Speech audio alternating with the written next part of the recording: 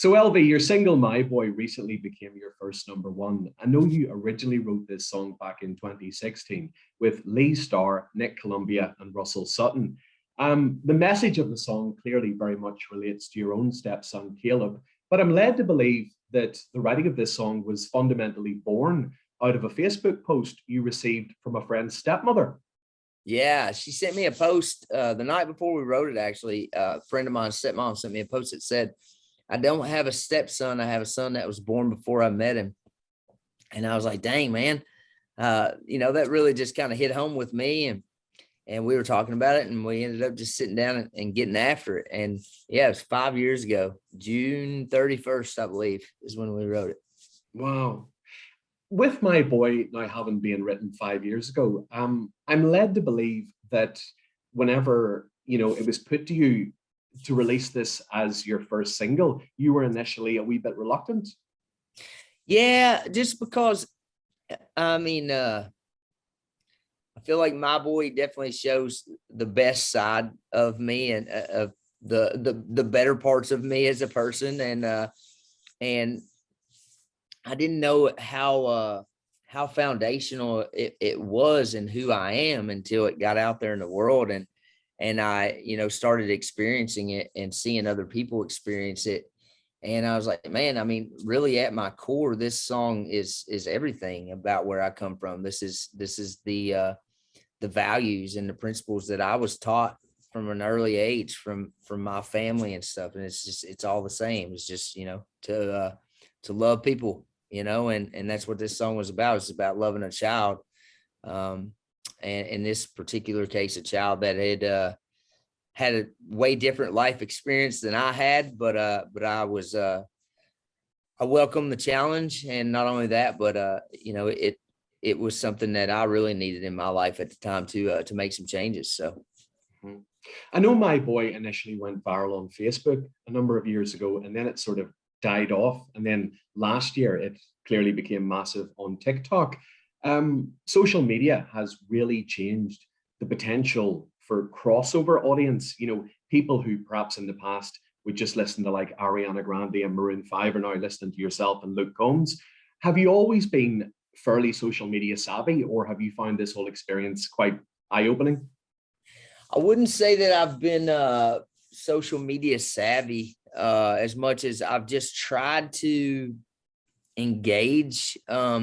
I've been through lulls in it, but when I first came to town, everybody was screaming about how important social media was, and there were people around town trying to get you to pay them $900 a month to help you get followers and stuff and whatever. So I could see that there was an importance, to it because of just everybody's talking about it. It was almost like the new thing, but it wasn't that new, but so I just have always tried to be kind of fairly transparent within reason on social media. And I didn't really think I was doing that great of a job myself, but we started working with a social media team when all of this started taking off, and they were, they told me that we've been doing pretty good. So it's really cool because people, I call my fans my friends, so it's more like you get to have more of or feel like you have more of a personal relationship with people online. And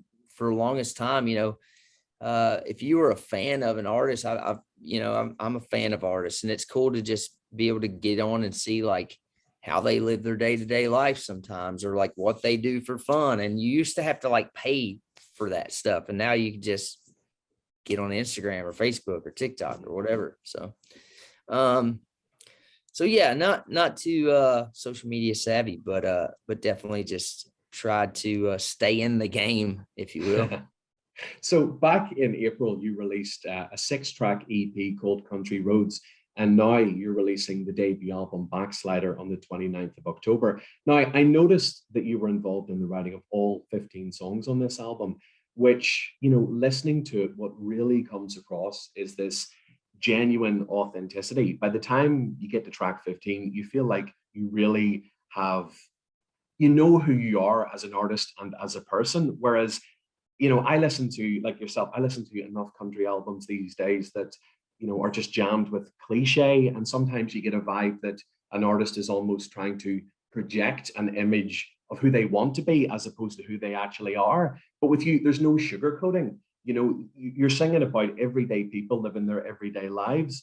Can you tell me a bit about the writing and recording of it? And with artists now like Chris Stapleton and Eric Church, do you think they've really made it sort of more accessible for somebody like you to now do this? Yeah, man. I mean, I would agree with that to a certain extent. I feel like I would have had to have done it this way, regardless, just so I could lay my head down at night and sleep in peace. But Chris Stapleton in particular, I people were asking me to come to Nashville and come down and co-write with them for a while.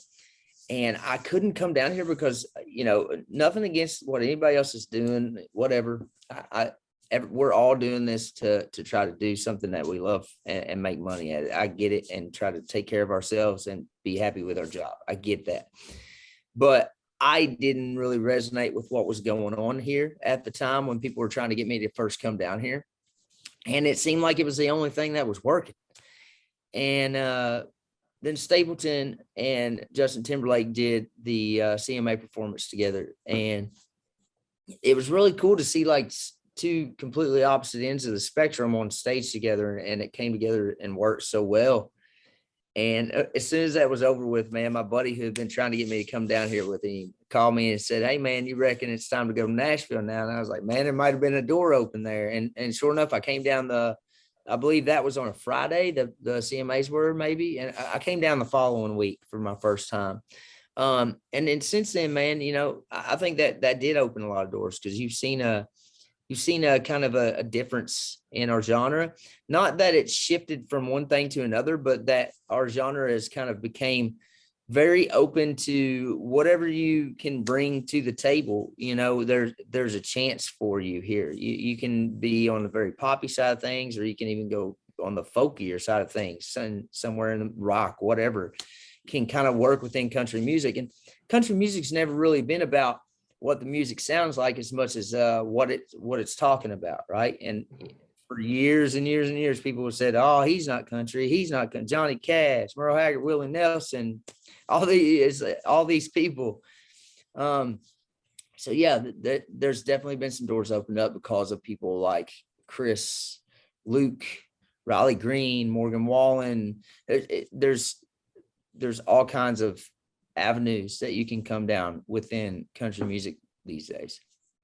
As you mentioned that Stapleton and Timberlake collaboration, if you were to collaborate with somebody left of center, I know you're a big Eminem fan. Who would you choose? Oh man, I literally just told somebody last night. We were talking about R&B music, and I was like, man, it'd be really cool to do something with Alicia Keys. I've always been a big fan of Alicia Keys, and she's just, I think that girl's just got an aura and a soul that shines around her. And, she just seems like a good human, and she's also, talented beyond compare. So, yeah, right now I'm on the Alicia Keys kick, but if I could do anybody alive or dead, I've been on a huge Mac Miller kick for a long time now. That kid was super talented, gone too soon. Yeah.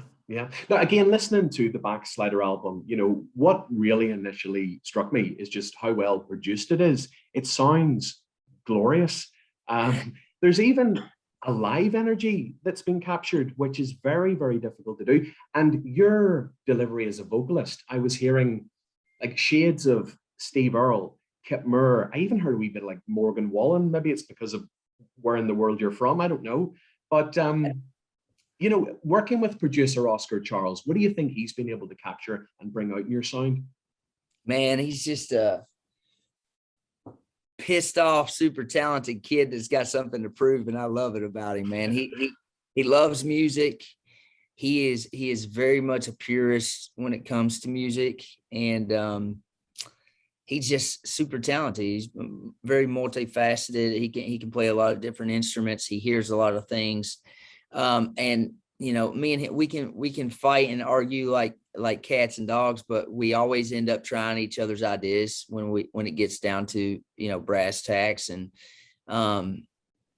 he's never afraid to admit that he's wrong or let me know that I'm wrong. So it was awesome working with him, man.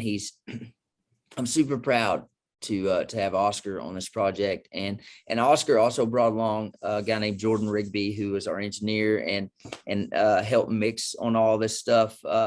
Put in a lot of hours mixing on this stuff, and Jordan also brought in a friend of his named Chris Henderson, who we used a lot of his handmade preamps and guitar amps and stuff like that on the record. And Chris Henderson also mastered this stuff. So we had this team of creatives that was very cohesive, and they were all friends. And I know how much these guys love and care about the music that I was trying to create. And so I was just super proud to have people that I knew were 100% in my corner, and that let me be such a huge part of each little thing to do with this music. I mean, I was there for every part of it, you know, and that's what I always dreamt of doing when I made my debut record. So here it is. There's a really lovely collaboration with Tenille Townes, Nothing Lasts Forever. How did that pairing come together? Man, there was a group of some female artists that I really wanted to have on the record, and nobody was working out. And Tenille was one of them. I was like texting all of them within a couple of days, and Tenille got back to me. She was like the only one that got back to me pretty promptly. And I said, "Hey, I got this song.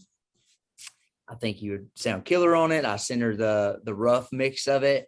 She was like, "Love it," and showed up to the studio and went in there and just absolutely killed it, man. Tenille is just an incredible writer, an incredible vocalist, very unique in both of those, you know, those things that she does. And she came in and she gave the song like this Stevie Nicks flair, and it's very nostalgic sounding, and which I really, something I like about her music and her voice is it's very nostalgic sounding to me. So yeah, dude, she came in and I never met her before, but it was like, you know, it seemed like we had been friends for years. I can't wait to maybe get back up on stage with her sometime and perform this song somewhere.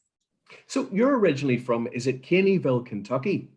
Caneyville, Kentucky, man. Yeah, born and raised. Okay, and I know earlier this month you were given the key to the city. Yeah, Yeah. I don't know what they were thinking. No, man, it was so cool. They made a big to-do out of this little hillbilly, man. They had the fire trucks escort me into town. I rode into my brother's semi with my dad. It was cool, man. I love that little town. You know, I left that little town the day after I graduated high school. I just couldn't wait to get out. And then, you know, the older I've gotten, the more I appreciate it, and more I appreciate the foundation that was built there and the people that were there that helped, you know, raise me. As I said in my interview there that day, I was like, I feel like I was raised by that entire town. I knew every single face that was sitting out there that day, and it was pretty cool. It's family, so thankful for that. I know growing up you sang gospel hymns in the church, which I find really intriguing. Do you think, with hindsight, when you look back on that experience, has that in a way played a factor in the path that you've led? Because I would assume to have that experience from such a young age would instill the drive that's needed to pursue a dream that is just so, to a certain extent, competitive and unrealistic. Man, I'm very proud to have that foundation. I think that it was just a huge contribution to who I became as a person, which is a very muddy mixture of good and bad and everything in between. And I'm glad that I have that, you know, mixture of stuff in my life. It was Sunday mornings on my way to church, listening to 90s country, getting to church, singing hymns, listening to the NASCAR race on the way back home, and then getting home and helping dad wrench on some old car or truck while we're listening to Southern rock or edgy country stuff like Steve Earle or Dwight Yoakam, or even, you know, R&B and blues stuff. And so my dad was very much, or is very much, a lover of music. My mother is very much a lover of singing. And my mom, I really got my love for singing from her, and I really got my appreciation for lyrical content from my dad. My dad and I used to just sit around and listen to songs and just like, man, did you hear that line, or did you hear that? And so yeah, man, the gospel thing, I think, is something that's really well, this day and age, with me in particular, I feel like that's unique to me. There's not a whole lot of people who my age who were still singing hymns when they were teenagers. Most churches around me, even where I was growing up, had moved to a more contemporary style of gospel music. So I'm glad that I got to be on the edge of the end of that era within our churches and that music. So. And you've just finished a run touring America with Brooks and Dunn and Travis Tritt. Tell me about that experience. Tell me about it. Man, it was awesome. I mean, two of the greatest voices to ever come out of, the speakers in 90s country, Brooks and Dunn and Travis Tritt, and two groups that really sang about the same stuff that I'm singing about today. I mean, it's all the same stuff. The cars are just different. It's like, I was just thinking the other day, I was like, it's where I drank my first beer, where I found Jesus, where I wrecked my first car and tore it all to pieces. I was like, shit, I would have put that in a line of one of my songs, if I'd have thought of it right now. So it was really cool to just be out there and get to see these guys perform. I've met Travis a couple times. He's always been good to me. It was cool to meet Kicks and see him out early in the mornings, getting moving and riding his bike, and just have, some conversations with him. And then Ronnie Dunn, getting to meet him.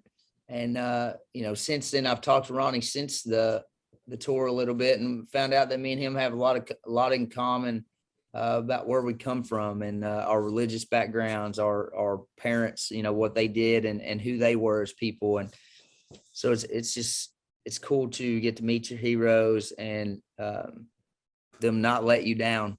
And that's not always the case, but it was definitely the case out here this time. They definitely didn't disappoint, and they treated us well, and there's a lot to take away from it. And back in April, I think it was, you made your Opry debut. Do you even remember it, or is it like a blur?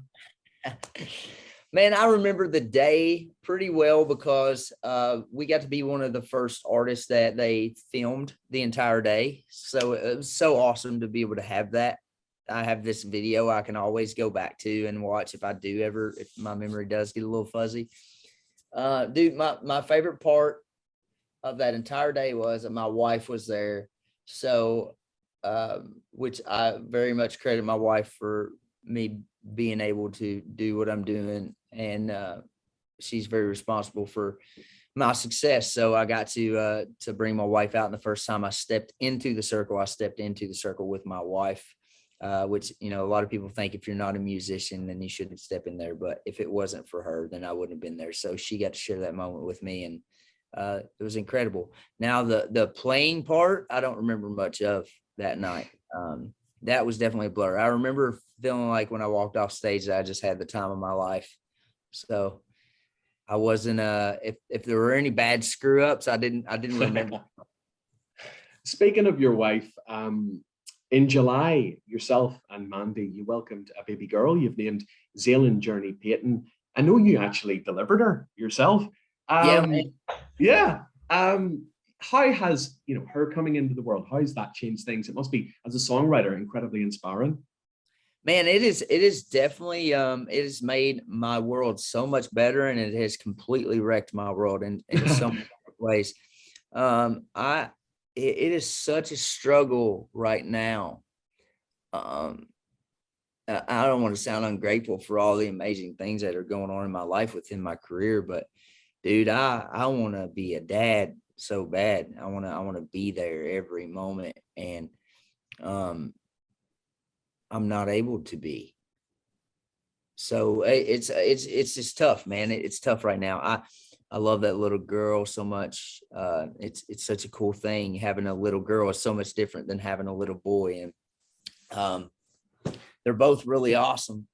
But there's something about having a little girl. It's like you feel like you're supposed to be there to protect her every hour of every day.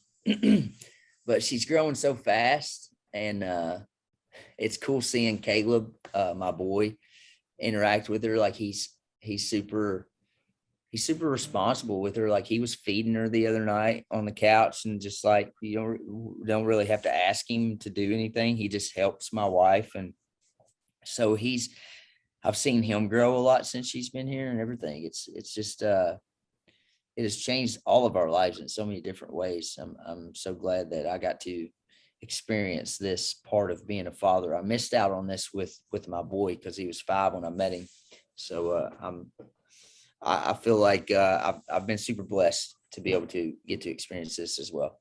And just very finally, Elvie, do you have ambitions in the future to come over, play some shows in the UK and Ireland? Of course, man. Hell yeah. I want to, dude. What I've noticed about over there is you guys, it seems like there's a love for a type of music over there that I really appreciate myself. When I see the types of artists that are going over there and playing, and that love going over there to play for you guys, and I hear them talking about it. Those are also the kind of artists that I really enjoy, or if I'm going to go to a concert or something, it's a lot of those guys. And I know you guys, everybody has different tastes over there as well, but there seems to be a real appreciation for lyrical content and storytelling and living a little bit on the edge production wise over there. And hopefully they will enjoy what Backslider has to bring to them, and hopefully I'll be able to make it over there. We're working on getting my passport and stuff done now because I'm 33 years old and don't have a passport. But man, I've been stuck in the hills of Kentucky all my life, so I haven't really had a need for one. So, but here we come, baby. We're coming as soon as we can. Listen, thank you so much, man. I've probably gone over with the time, but I really appreciate it. And as I say, the album Backslider out October 29th, and brace yourself because this is going to be massive. Thank you, buddy. I appreciate that. I hope it gets out there and everybody gets to hear it. And, I hope everybody over on your side of the pond can find those universal things within these songs to relate to as well.